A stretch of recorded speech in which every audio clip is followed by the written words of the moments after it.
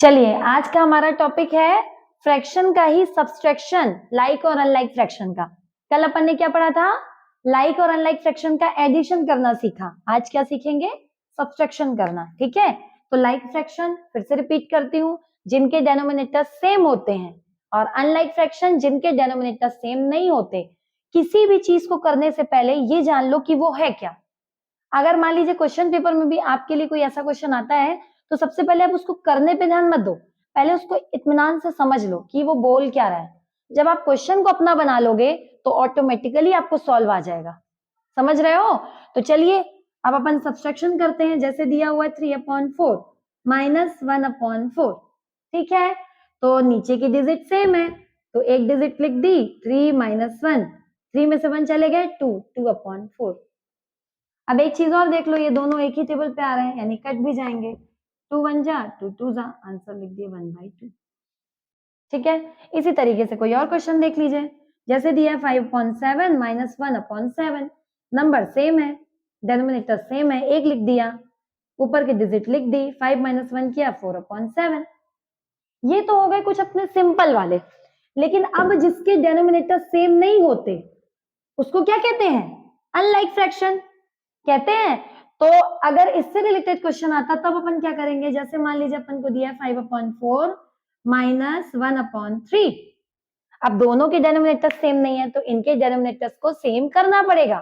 तो डेनोमिनेटर्स को सेम करने के लिए क्या करते हैं? नीचे के नंबर का क्या करते हैं? एलसीएम। मुंह से आवाज नहीं निकलती क्या? एलसीएम करते हैं। किसका किसका? डेनोमिनेटर्स का। अब देखो एलसीएम करना कल एक ट्रिक बताई थी, क्या करना है? डायरेक्ट सबसे पहले देखना है कि दोनों एक दूसरे के टेबल पे नहीं आते और दोनों इवन ऑड है, ना इवन है ना ऑड है, एक इवन है एक ऑड है, और दोनों एक दूसरे के टेबल पे नहीं आते, तो डायरेक्ट दोनों का मल्टीप्लाई कर दो, तो आंसर क्या आ जाएगा? 4 3 12। आ गया? आ गया। अब हम क्या करेंगे? नीचे लिख दिए 12। क्या लिख दिए? 12। अब 4 की टेबल पड़ी है कि 12 आ जाए? 4 3 12, 3 का मल्टीप्लाई ऊपर।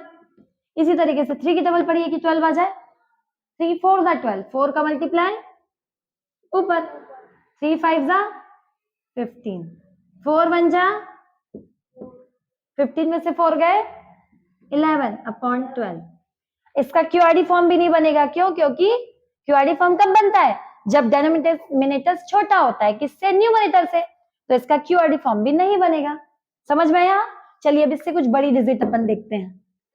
मान लीजिए अब अपन इसको क्यूआरडी वाले फॉर्म पे करते हैं, जैसे ये दिया हुआ है, ठीक, और दूसरे पे दिया हुआ है,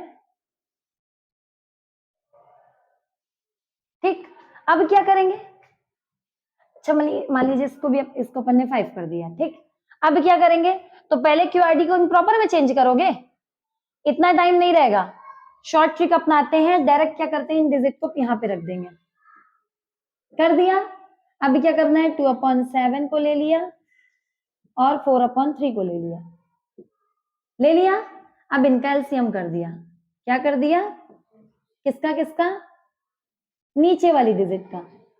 इजी ट्रिक क्या थी कि देखेंगे दोनों एक दूसरे के टेबल में आ रहे हैं? नहीं। दोनों एक ही टेबल पे आ रहे हैं? नहीं। जब टेबल में नहीं आ रहे तो दोनों का क्या कर देंगे? मल्टीप्लाई। तो 7 3 21। अब यहाँ पे माइनस भी कर सकते हो, 5 में से 3 गए 2। ठीक है, अब इसको अपन ब्रैकेट पे करके ये लाइन खींच दिया। कितना आ गया? 21। 7 की टेबल पड़ी है कि 21 आ जाए? 7 3 3 का मल्टीप्लाई ऊपर। 3 की टेबल पड़ी है कि 21 आ जाए? 3 7 7 का मल्टीप्लाई ऊपर, ठीक। तो 3 2 6, 7 4 28/21 आ गया। अब 28 में से 6 चलेगा, कितना बचा बेटा? 22/21 बचा। अब देखिए नीचे की डिजिट छोटी है, डेनोमिनेटर न्यूमरेटर से छोटा है, तो क्या बनेगा? क्यूआरडी फॉर्म। क्या बनेगा? 21 बन जाए 21, 2 बचा, सॉरी 1 बचा, तो क्या आ रहा है इधर पे? 2, यहाँ पे 21, यहाँ पे 1 और यहाँ पे 1, तो इन दोनों को क्या कर दिया आपस में? इन दोनों को प्लस कर दिए, तो क्या आ गया? 3 1/20 बन जाएगा। आई होप समझ में आया हो, है ना? आई होप को आपको भी ये कॉन्सेप्ट समझ में आया हो। यदि समझ में आया तो प्लीज वीडियो को लाइक कर दीजिए। मिलती हूँ कल अगले नए कॉन्सेप्ट के साथ।